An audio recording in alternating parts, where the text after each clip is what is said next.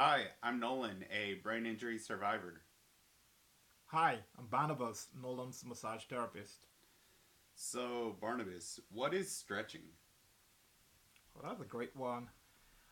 Stretching, it's the shortening and the lengthening of the muscles Uh huh. in a therapeutic way that does two things. It improves your flexibility and it also helps your range of motion.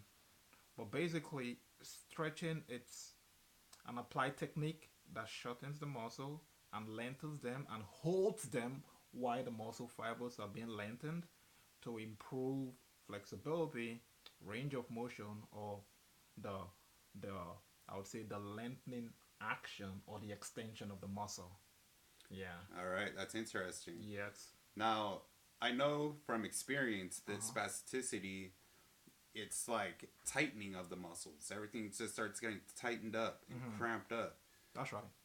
So, in my experience, stretching really benefits the spasticity. And how would you, from your experience, how does it help? Um. Well, so there are two things that could happen. Like spasticity, it's a kind of neurological workout on the Mm, level in the sense that there is involuntary spasms like contractions of the muscle. mm-hmm. So it's you have that soreness that comes about from multiple contractions of the muscle. So the muscles might be very sore from overuse, Mm-hmm. and they might also be stiff from inactivity. Yeah. So what stretching does after proper massage therapy is that it gives the muscle a time to relax again. Mm-hmm. So with the extension, it helps those muscles to be in a more neutral position because it releases the stress from the contraction. And doing that improves flexibility and reduces the triggers of the spasticity. So it's a direct benefit to All spasticity right. clients or patients. All right. Yeah. That's interesting because from my experience, when I'm working out or in recovery mode, I'm trying to really recover. I feel like the more I exert myself and the harder I work out, the more stress I put my muscles, my body over, that I'm doing myself a favor. But really what ends up happening is I end up becoming very tight and my mobility becomes more limited and I can't move like I used to because I put my body under so much stress and Yeah. Yeah. I get it. You see, but I must be very honest with you. Neither working out that hard, putting all that load on the muscle, or mm-hmm. stretching in itself, it's good enough for ultimate holistic recovery. You need both. Both. You need a workout to build muscle strength. The muscles need all that load to build mass and to have that um, tenseness. You Mm-hmm. need that for sure to control, to have good control over the ranges of motion you would need to assert.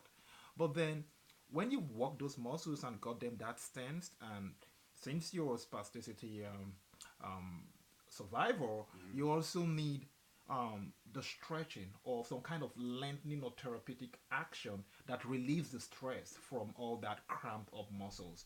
And when the muscles now return to the neutral positions and even go longer than the neutral position with the Uh, stressing protocol, they seem to relax more. And it's in that relaxed state you could now begin to see better control of either the limbs, the upper extremity or the lower extremity, or what part of the body you're trying to move.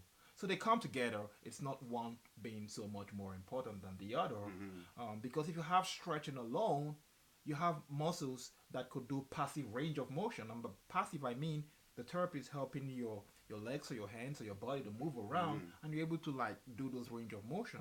But when your therapists aren't helping you, if the muscles are not strong to pick up the movement, Mm-hmm. or you don't have the neurological um, That's true. connection, Mm-hmm. that the proprioception, then it's almost useless. You can't mimic that motion. So we need the workouts to build that muscle Mm-hmm. strength.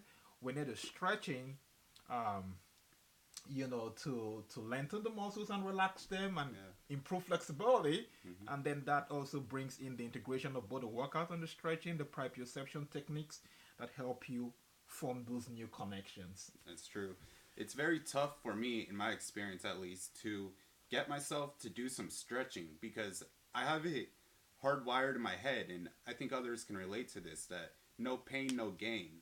So if I'm laying there and I'm just doing these really fine movements and just, really stretching and I don't really feel much, I don't feel benefits at the moment, but will I get long term benefits from stretching even if I'm not, necessarily feeling anything?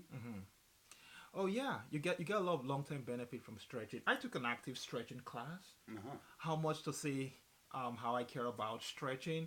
Um, and it really helped me because an active soccer player, and I could compare my performance before I took the class and my performance after that. Taking a whole quarter length active stretching class really improved my performance in the game. Even though I had an injury in the time, I could markedly see that my speed picked up, my pace picked up. Hmm. The tricks I could do with the ball also kept up. But this is a big takeaway for you. You talked about pain being gain. Well, it's a perspective thing for me. I don't want to go into that. It's a little bit of a digression from what we're talking Hmm. about. But you can't take away that you need that flexibility and range of motion to go about what you want to do. If you have the strongest arm in the world Hmm. and you cannot get behind your head, how do you comb your That's hair? true. You need a little flexibility. And with flexibility comes life. With mobility comes life. If when we're dead and when we've passed on, we're all rigid and stiff. Hmm. So when you're able to move those limbs and have that flexibility, it also speaks to the health. And Hmm. it speaks directly to those components of your body that are directly impacted by movement. That's the skeletal system and your muscular system. Right. Great. And then that reminds me, like, when it comes to therapy, people often think of physical therapy, occupational therapy, speech therapy, but you don't really hear so much about like stretch therapy. So, how important do you think it is for somebody in a brain injury or any recovery to incorporate a stretching regimen into their recovery program? All right, good question. Um, wow. So one of the reasons why you may not hear so much about stretch therapy, it's because you have stretch therapy as a subset of some of these protocols you're going through. So sometimes your personal trainer, your physical therapist might not do it directly to you, but they will recommend it. Mm-hmm. Or sometimes they will help you do it. That's true. But it's a subset of this bigger picture. It's a very little component of this bigger picture. So you don't want to create probably a whole career or a whole kind of thing just from stretching. Mm-hmm. I'm a massage therapist and I've gone through like two classes on stretching and Mm-hmm. protocols like that. It's really important. I'm super sure physical therapists went through all that kind of training. Even people in different healthcare professions like nursing Mm-hmm. care aides and provider, they take some of these kind of classes and they surely know the benefit. Even physical trainers who just do kinesiology classes, Mm-hmm. they also take stretching classes and they could incorporate stretching to their clients who may need some fitness program and regimen. So I think they do, but different people emphasize it differently Mm-hmm. based off the experience and based off the preferences or particular needs of the client. I'm super sure that if you're a ballerina or if you let me see, if you're a swimming Yeah. athlete, Mm-hmm. you probably will need more flexibility and stretching than a bench a weightlifter. That's true. So sometimes if you have a personal trainer, the same personal trainer might emphasize different things. It's based off what you're trying to do and what you need. I could tell for sure that as a brain injury survivor and someone who is suffering from spasticity, you super need stretching all the time because come to think about it, in the last 3 months you've moved from barely able to like spread out your fingers and Uh huh. almost lying completely in state of fixed in one position to begin to see motions in your feet, and now you're doing the adduction and abduction. Mm-hmm. You're doing like internal rotation and external rotation of your leg. These were things you were completely incapable of. Thanks to the hard work, you put a lot of work to that, the side bridges, the glute work, the plantarflexion and all that stuff you were doing to build the calf muscles and the muscles in your posterior foot. That helped a lot. But then we did a lot of myofascial release Yeah, that's to true. strip out the fascia, and after the myofascial release, and now the muscles are well stripped out and all that stretch is out of the way and all that adhesions are out of the way. We also went into the stretching protocol. So it was a very holistic thing we tried to do. And in the last session, you told me, oh, wow, I'm making new connections. Yeah. That's what happens when you have healthy muscles and the nervous system seemed to know that, oh, yeah, I could now wire through, send impulses, and get a feedback. It's like an electric circuit. If you don't plug it in, even if plug it to the power and it's not connected in all through the line, you don't seem to have a flow of current. But once that connection is there, boom, it lights up everything. That's true. Yeah. Now, there's two things that you said there that struck me. One was, there's no like one fix all. There's no, how should I say it? You just said it won't fix it all. Yeah, there's no one fix it all for everything. Everybody has different needs. Yeah. So that was a good thing to point out. And the second thing you said was stretching isn't good for only people who are trying to recover. Stretching is important for everybody. So true. Yeah. So true.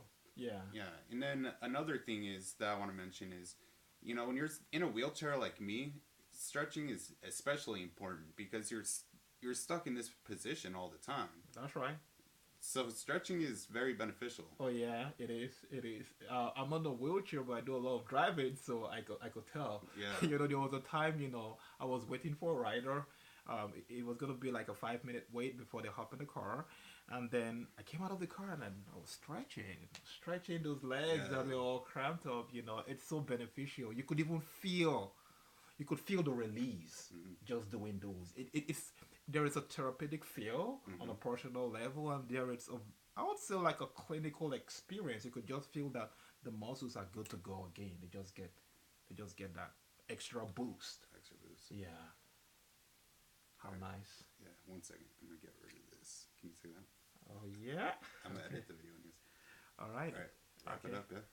All right. So that's it for this edition. And, well, thank you guys for listening. And have a beautiful Sunday. Thank you. Stay tuned, subscribe, and hit the like button.